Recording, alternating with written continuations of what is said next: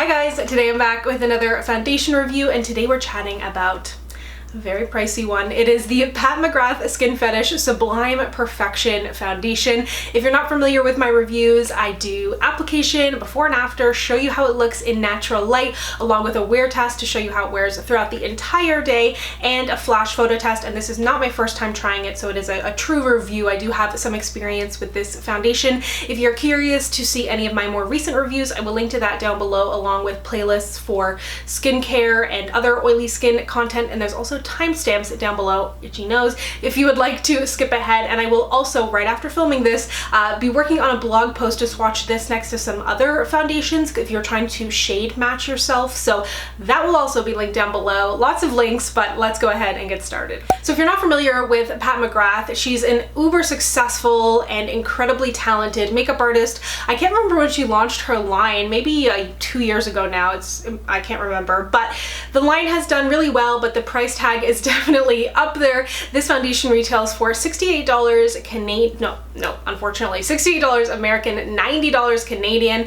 So the price tag is definitely on the very, very high end of things. And let me say this, never go into debt for makeup. There's new launches all the time. It's so exciting. If you want to save your money, absolutely, but don't be putting down that credit card nonstop for makeup. I know it is so tempting, but in the grand scheme of things, like, can this foundation truly be worth like 9 times better than other things that are out there? Is it truly worth like going into debt for? Absolutely not. I just wanted to say that, you know what I mean? It's like, I'm a drugstore gal. There's tons of great drugstore foundations out there, and it's just, there's so many launches, it's so overwhelming, and there's a lot of money being spent. So just, you know, be mindful, or like get it during VIP, put it on your Christmas list if, you know, Santa's extra generous. But anyways, that's my side note.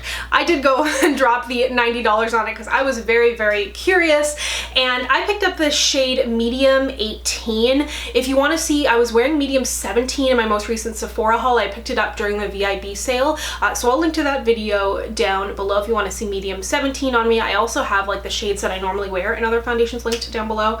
Wow, Samantha, push your links more. But I know I personally find it super helpful when I'm trying to shade match myself, and I go and find someone's YouTube channel, and not only do they not mention the shade they're wearing in the video, and it's like 12 minutes in, and they don't link anything down below, it's not listed, the whole comment section is like, what shade are you wearing? And I know that struggle. So I'm going to prime half of my face. I don't have her primer or her powder. I could not bring myself to do it. The foundation's where we're at. So I'm gonna go ahead and just use one pump starting out on this side of my face. Medium 18 is described as having medium, what do they call it? Medium with neutral / olive undertones. And the oliveness kind of scared me a little bit, but it's not too olive. And the irony is not lost on me that I'm using like a $3 Wet n Wild brush. You can use a sponge with this as well. It is, I just got drinking water and got it in my hair. You can use a sponge with this as well, but it is a pretty liquidy foundation, so I find sometimes using a brush just gets you a smidge more coverage. It says it's natural finish with medium coverage, but I feel like in using this you really do not need a lot, and I don't feel like it's super buildable. Like, it's a light medium coverage, and that's what it is, so don't use too much because it's so expensive. You are getting 1.18 fluid ounces in there, which is a smidge more than the average foundation, so I appreciate that. But I pumped out way too much the first time I used it. I was really building it up just to kind of see what it looked like, and you can build it up a little bit, but really not too much. Like, don't buy this with the hopes of it being full coverage, because you'll use too much product, it won't become full coverage, or it'll just sit really heavy on the skin because you've put way too many layers on. Like, it really is a super light texture and lends itself well to just putting a little on the face, which is actually good in this case because it'll last longer. But you can see how easily it blends out. The coverage is really good. Medium 17 was just too yellow for my skin tone. When I was putting it on, I was like, oh, that actually looks really good.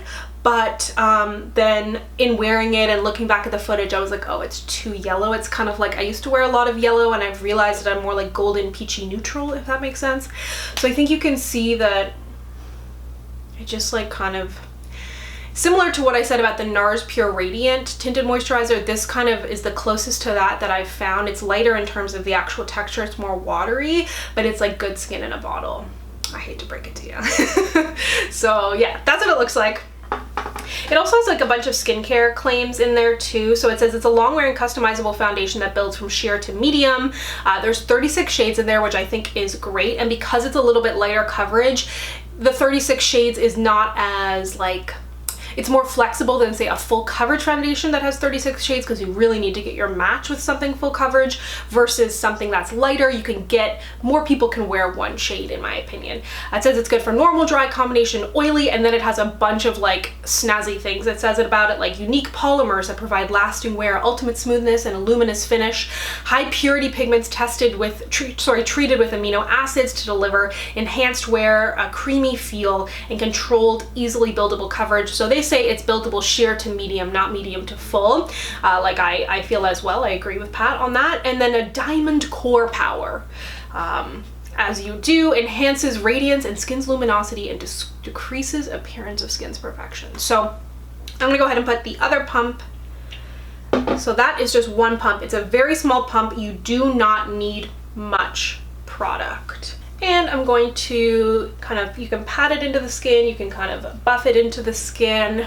It says it has a Vita Serum complex that moisturizes and helps to fight the appearance of wrinkles, enhances skin's texture. I normally don't read off the website this much, but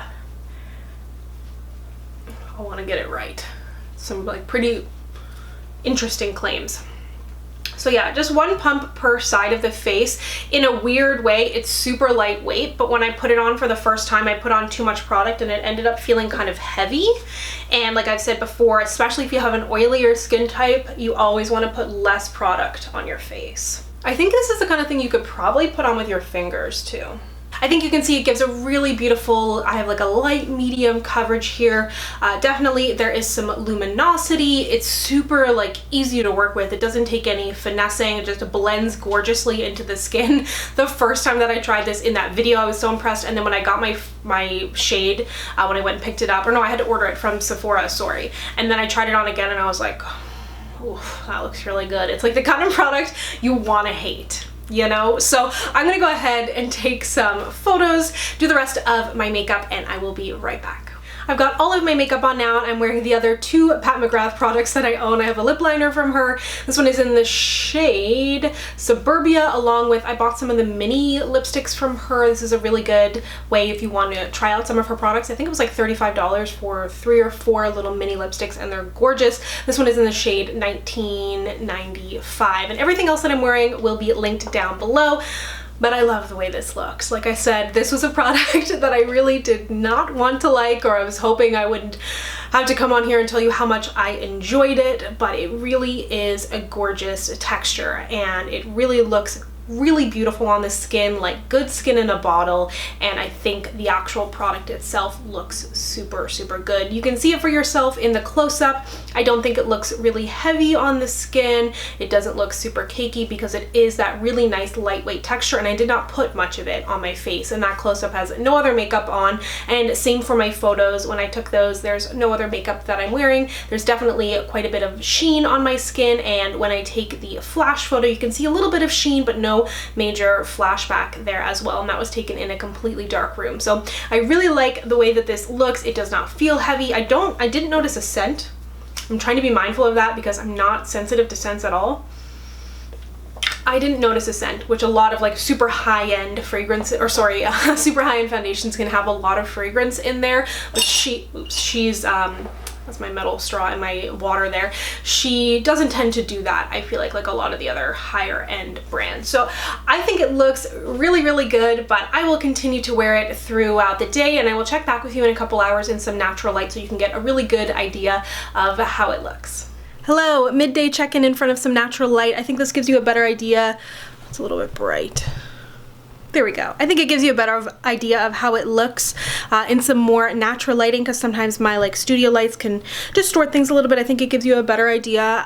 There's a little bit more sheen on my skin, but nothing super crazy or dewy. One thing I want to say is I don't feel like this foundation does anything for pores. I don't have like major issues with pores, although I do have an oilier skin type. I feel like, not that they look more highlighted, but they definitely don't look smoothed, if that makes sense. But otherwise, really happy with how it looks. Blush, bronzer, highlight, all of that is still in place, has not oxidized. So I've had this on for about 4 hours now, so I'll wear it a little bit longer and check back with you this evening. Hello, I am back. It is now the end of the day. I've definitely got some sheen to my skin, so let's do a little bit of blotting so I can touch up. I have not blotted, touched up, powdered, or anything throughout the day. I didn't really feel the need to up until recently. So I'm going to blot. And I wanted to say, just kind of like thinking about this foundation and thinking about the price tag, and it's like the kind of thing that you only even really need to consider if you have the cash, you know, like this foundation is not gonna like solve your problems and make your grades better and make your boyfriend more attentive. Like it's just, it can only do so much. And like when certain things come at a really high price point, there's kind of a threshold of price where it's like it can only really be worth, sorry, cat saga of getting a second cat.